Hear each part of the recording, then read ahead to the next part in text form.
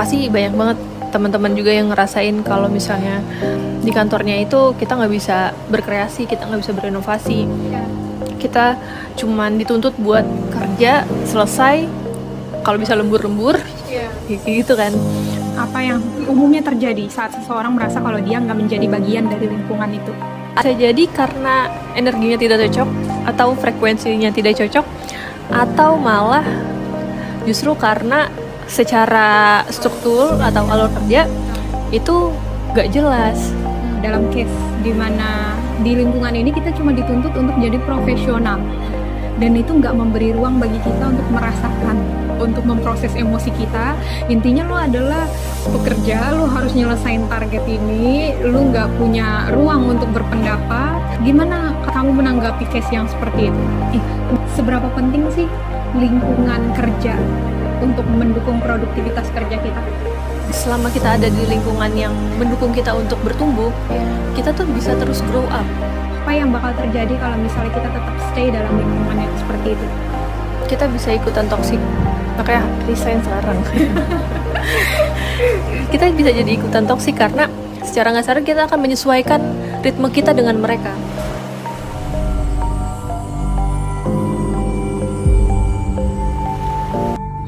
Halo teman-teman semuanya, kembali lagi di episode kali ini kita akan ngobrolin tentang lingkungan kerja dan leadership.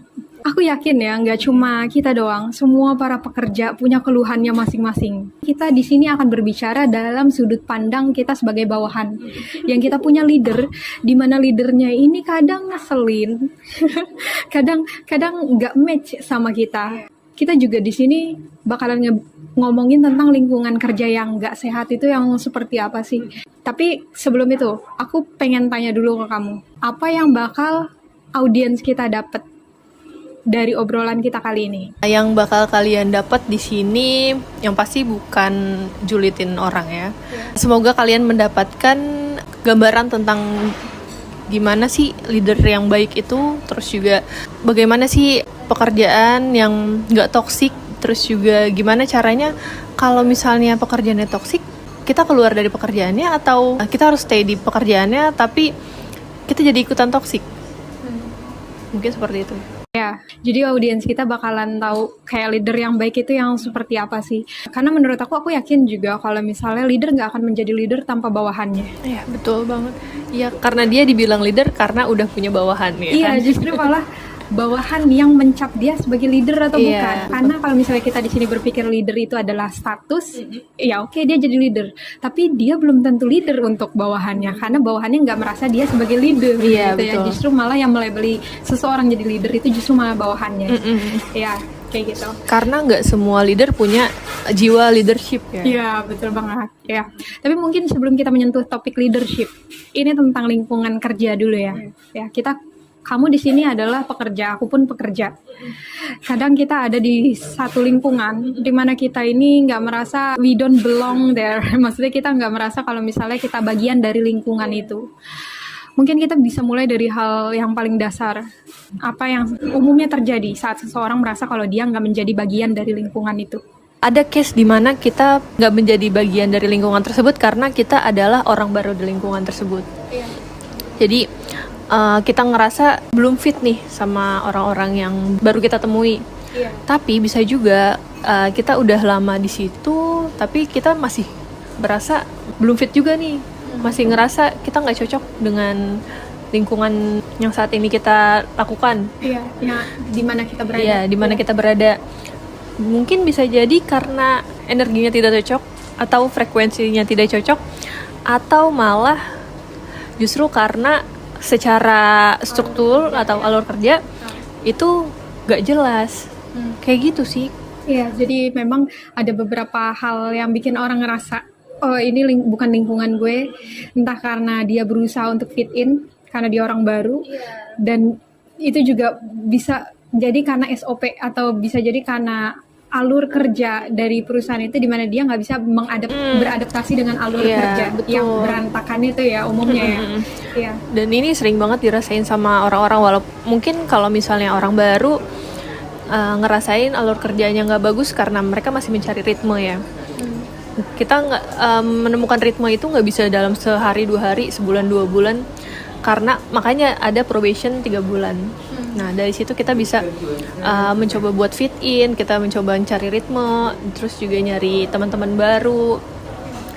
Tapi kalau misalnya di masa 3 bulan itu kita udah merasakan yang ketidakcocokan, bisa jadi itu adalah sebuah tanda kalau misalnya entah itu secara alur kerjanya nggak cocok dengan kita, frekuensinya orang-orang sekitarnya juga nggak cocok dengan kita, atau juga bisa jadi sebenarnya kita nggak cocok dengan kantor itu. Iya, jadi menurut kamu itu benar-benar subjektif gak sih? Kalau kita merasa kita nggak berada di lingkungan itu, berarti itu subjektif banget dong ya? Maksudnya itu semuanya tentang diri kita dong? Iya, karena kita yang bekerja dengan. Karena kita yang merasakan. Iya, karena kita yang merasakan juga. Bukan berarti kita egois juga ya. Iya. Tapi kan kalau sebagai individu kita harus merasakan kenyamanan dulu untuk bisa bekerja dengan profesional. Iya. Walaupun kalau misalnya ngomongin egois jadi nggak profesional juga sih. Tapi gimana kita mau profesional kalau misalnya kita nggak bisa berkembang di lingkungan yang kita sendiri nggak cocok gitu. Ya, jadi feel itu penting. Kita perlu merasa kita berada di lingkungan ini kalau kita mau melakukan sesuatu yang benar-benar bermanfaat untuk lingkungan kita. Betul banget tuh. Iya. Jadi memang fokus kita berarti harus ke subjektif dulu. Apa yang kita rasain. Baru setelah itu gimana cara kita bekerja untuk orang-orang di sekitar kita. Tapi kalau misalnya dalam case di mana di lingkungan ini kita cuma dituntut untuk menjadi profesional. Dan itu nggak memberi ruang bagi kita untuk merasakan, untuk memproses emosi kita. Intinya lo adalah pekerja, lo harus nyelesain target ini, lo nggak punya ruang untuk berpendapat. Gimana kamu menanggapi case yang seperti itu? Ini pasti banyak banget teman-teman juga yang ngerasain kalau misalnya di kantornya itu kita nggak bisa berkreasi, kita nggak bisa berinovasi. Kita cuman dituntut buat kerja, selesai, kalau bisa lembur-lembur, gitu kan. Kalau menurut aku selama masih sanggup dilanjutin aja. Tapi semua ini kan tergantung dengan kondisi masing-masing ya. Ada yang masih sanggup untuk bertahan karena gajinya lumayan, kan faktor ekonomi juga, atau juga karena mungkin teman-temannya seru tapi leadership yang enggak, atau mungkin dekat dari kantor walaupun pekerjaannya enggak menyenangkan. Jadi dari pendapatku sih ini semua tergantung dari individu masing-masing. Iya, oke. Kamu pernah dengar nggak sih kalau misalnya Gen Z ini adalah orang yang suka loncat-loncat karir, loncat-loncat kantor. Karir, dan stereotip tentang Gen Z ini agak jelek karena ibaratnya mereka nggak bisa tahan lama dalam satu lingkungan, nggak tahan banding lah ya kalau misalnya di dalam konteks pekerjaan. Nah, pasti kamu punya pandangan sendiri tentang lingkungan kerja yang, maksudnya gini, kenapa Gen Z seperti itu? Karena mungkin banyak faktornya ya, entah itu karena lingkungannya nggak sehat atau karena gajinya kekecilan atau gimana pun. Nah, tapi kalau misalnya dalam standar kamu, dalam pandangan kamu, lingkungan kerja yang sehat, yang baik untuk kita itu yang seperti apa sih? Seru banget nih, karena aku sendiri adalah Gen Z.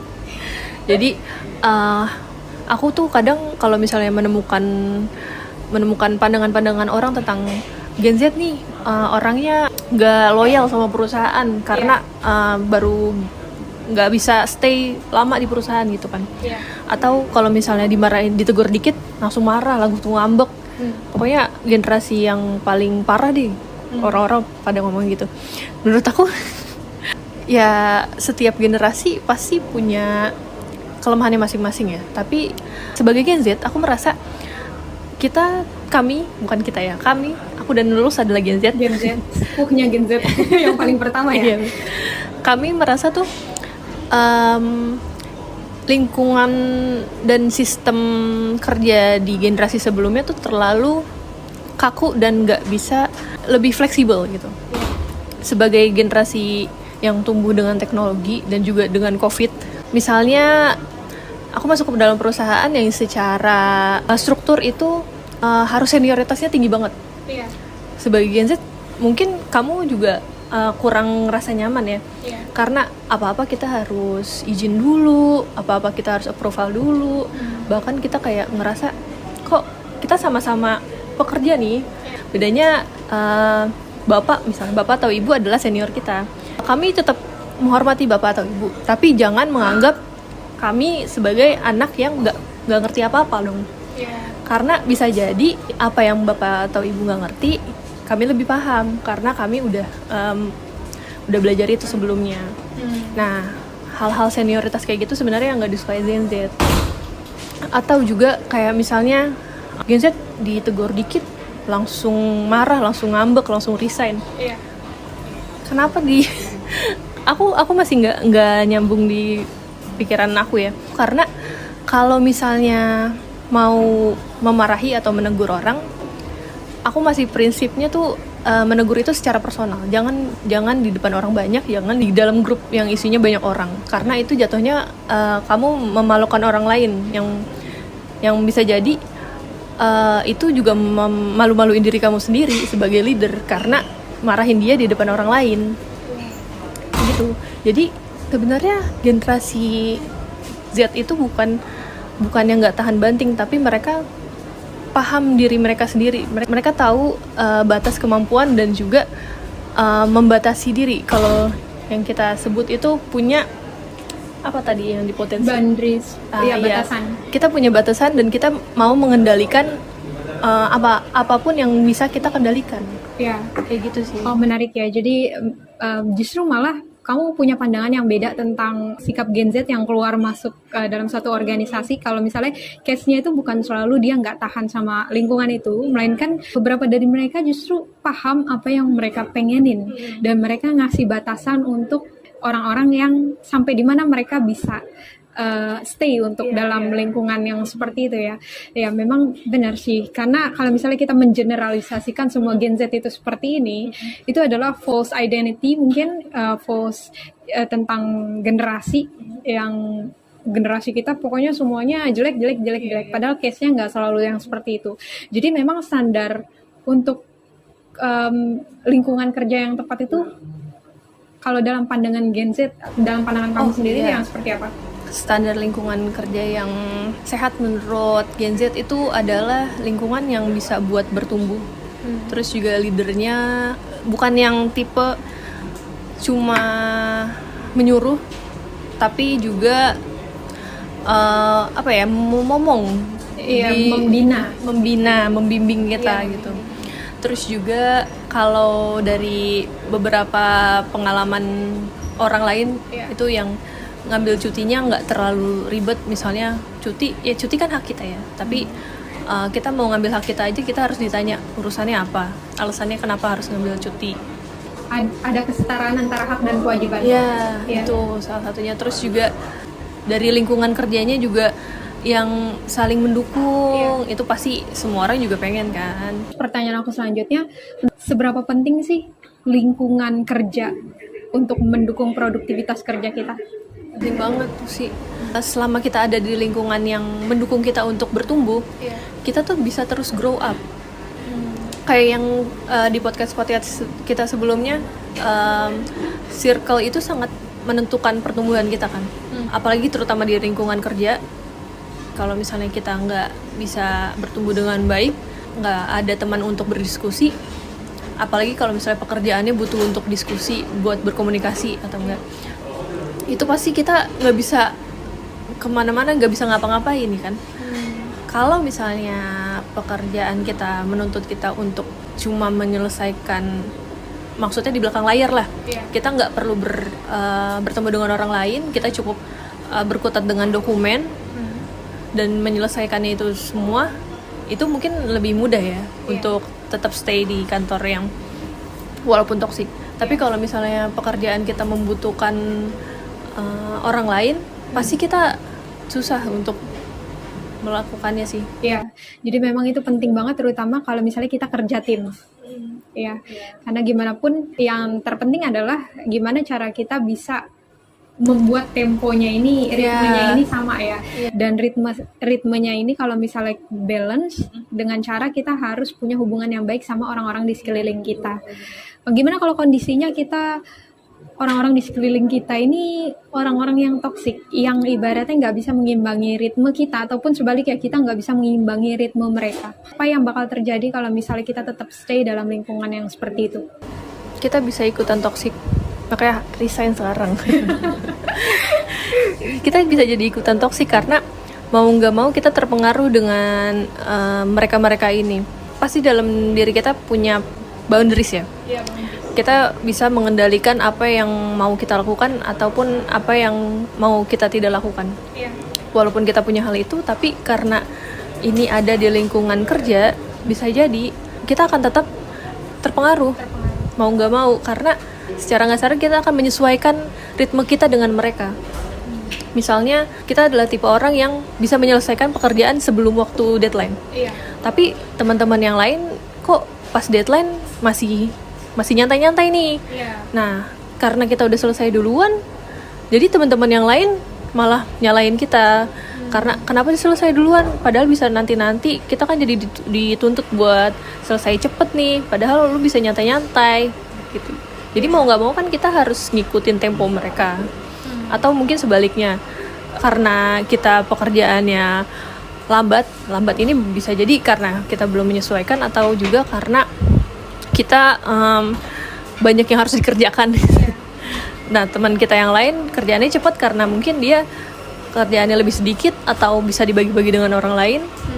Jadi kitanya jadi menyesuaikan kerjaan dia, tapi kitanya jadi terpressure kan. Kayak gitu sih. Secara langsung ataupun enggak, itu bakalan mempengaruhi kita sedikit ataupun besar. Benar. Dan itu bisa membuat kita jadi ikutan toksik. Iya, betul. Oke, gimana cara kita ngatasinnya kalau misalnya yang seperti itu? Apakah jalan keluar itu selalu dengan resign, ataukah ada jalan keluar lain yang perlu kita lakuin untuk mengatasi lingkungan yang toksik? Resign. Enggak. Sebenarnya kalau misalnya yang orang-orang bilang Gen Z itu adalah orang yang nggak loyal sama perusahaan, justru Gen Z adalah orang yang loyal sama perusahaan karena mereka tuh biasanya mau speak up kalau misalnya ada masalah-masalah yang ada dalam internal lingkungan kerja. Misalnya kayak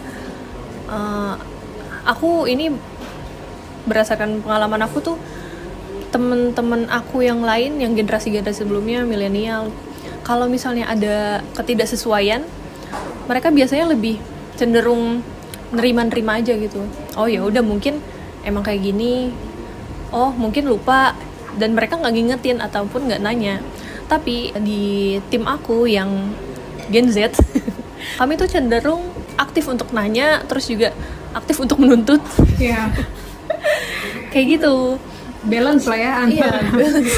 Nah, makanya tadi kayak yang kamu tanyakan, gimana kita cara ngehandle-nya, terus apakah nggak ada cara lain selain resign? Yang pasti caranya adalah buat ngobrol dulu sama leader. Apapun masalah kita, pasti kan kita harus ngobrolin dulu ke leader ya. Nah, kalau misalnya dari leader sendiri nggak punya solusi, bisa jadi itu yang bikin Gen Z, dari leadernya aja nggak jelas gimana kita mau loyal sama perusahaan.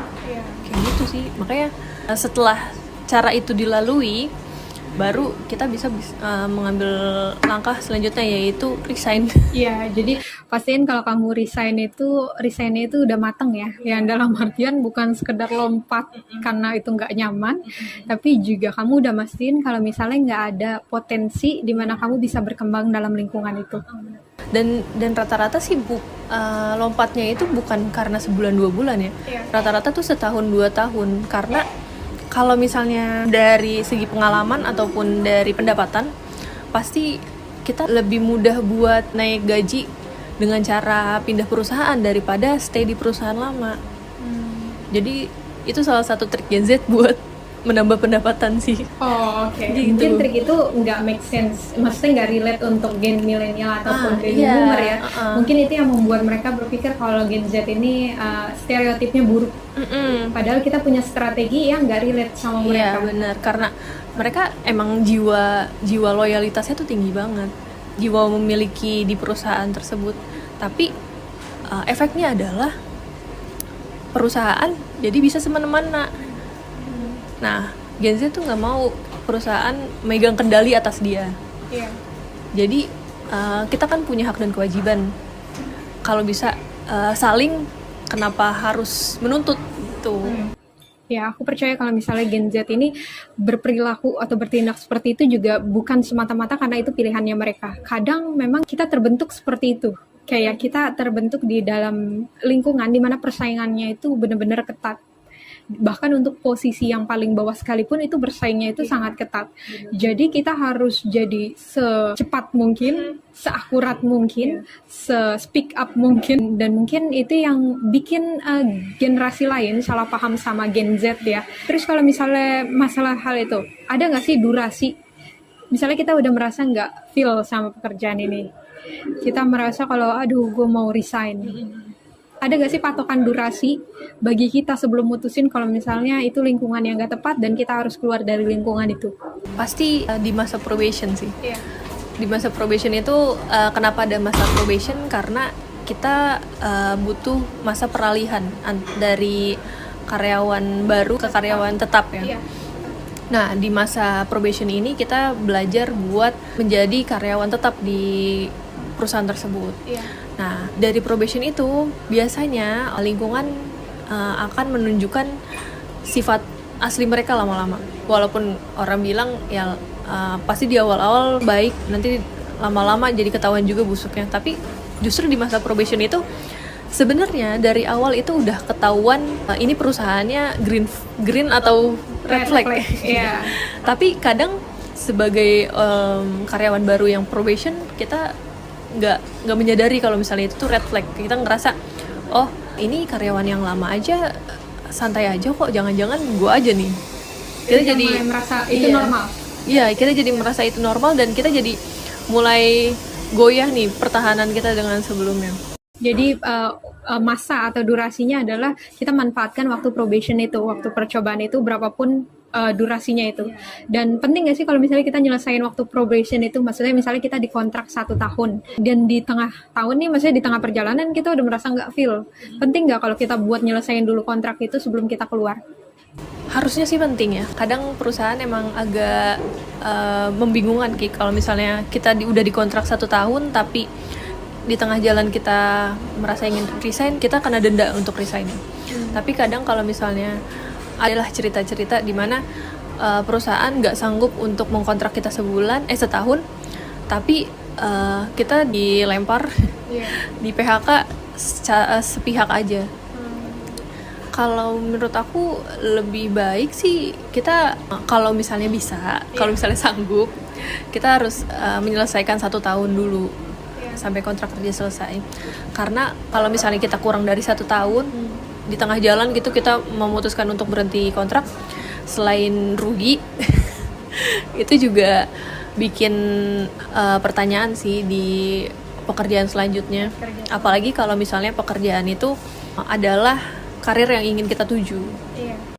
Jadi itu sama aja, kita harus profesionalitas di atas segalanya ya. Kalau dalam konteks kerja itu kita harus mengutamakan profesionalitas kerja, dan mungkin mengenyampingkan atau menomorduakan emosi kita, apa yang kita rasain ya. Yeah. Tapi banyak juga sih yang merasa santai buat ya udah nggak apa-apa lah, gue bayar denda aja daripada gue di sini terus lama-lama gue bisa gila gitu kan. Banyak ternyata yang kayak gitu loh sih. Jadi ya tergantung individu masing-masing sih. Kalau misalnya sanggup untuk jujur, tapi emang generasi Gen Z tuh rata-rata jujur ya. Jadi mereka kalau orang-orang bilang tuh bertindak sebelum berpikir.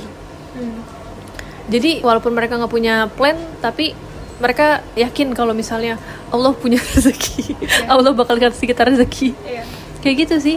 Berarti memang kasus untuk setiap orang tuh beda-beda. Kadang orang nggak selalu mengutamakan profesionalitas di atas apa yang mereka rasain. Tapi balik lagi ya, karena beberapa orang mungkin skala prioritasnya adalah kesehatan mental yang paling pertama. Jadi mau itu nggak profesionalitas, kalau itu bisa menjaga mental gue tetap sehat, ya gue harus keluar dari lingkungan ini.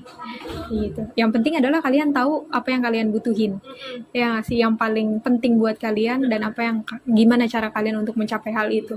Menarik ya seputar lingkungan kerja yang memang ternyata kalau misalnya kita perhatiin banyak banget keluhan, banyak banget possibility yang memang setiap orang tuh punya situasi atau suasana yang beda-beda dalam lingkungan kerja mereka. Dan kalau misalnya kita bahas, ini bukan sesuatu yang sederhana yang kayak ibaratnya udah lu tinggal keluar kalau lingkungan lu jelek. Ternyata memang harus ada banyak kemungkinan-kemungkinan yang harus kita pertimbangin kayak yang tadi kamu bilang. Kasus setiap orang itu nggak selalu tentang profesionalitas. Boleh jadi mereka merasa kalau kesehatan mentalnya itu lebih penting daripada masalah profesionalitasnya mereka. Dan balik lagi, masalah tentang Gen Z juga itu sesuatu yang kompleks. Karena nggak semua Gen Z itu punya perilaku yang sama. Dan ternyata perilaku Gen Z itu juga dipengaruhi dari apa yang terjadi di sekelilingnya, perkembangan teknologi yang udah pesat ini ya, jadi yang mengubah mindset mereka, perilaku mereka. Nah itu menarik banget ya, tapi mungkin kita bakalan expand untuk pembahasan ini ke masalah leadership nih nanti, tapi mungkin kita akan simpen untuk pembahasan seputar leadership itu untuk segmen 2. Jadi buat kalian yang merasa tertarik sama pembahasan ini, jangan lupa tunggu kita publish segmen 2-nya. Dan kalau misalnya kalian memang relate dengan pembahasan kita ini, kalian merasa tertarik, kalian bisa bantu kita dengan bantuan sederhana untuk subscribe channel ini. Kemudian kalau misalnya kalian punya saran atau komentar, kalian bisa taruh di kolom komentar ya. Kalian bisa sharing dan mungkin nanti kita bisa bahas bareng-bareng ya apa yang kalian sharing. Jangan lupa like juga dan share juga ke teman-teman kalian yang mungkin merasakan hal-hal yang sama-sama kita, yang mungkin merasa kalau lingkungannya ini udah toksik lingkungan kerjanya ya. Jadi itu aja dari saya, Lulux dan Manzila. see you in the next episode.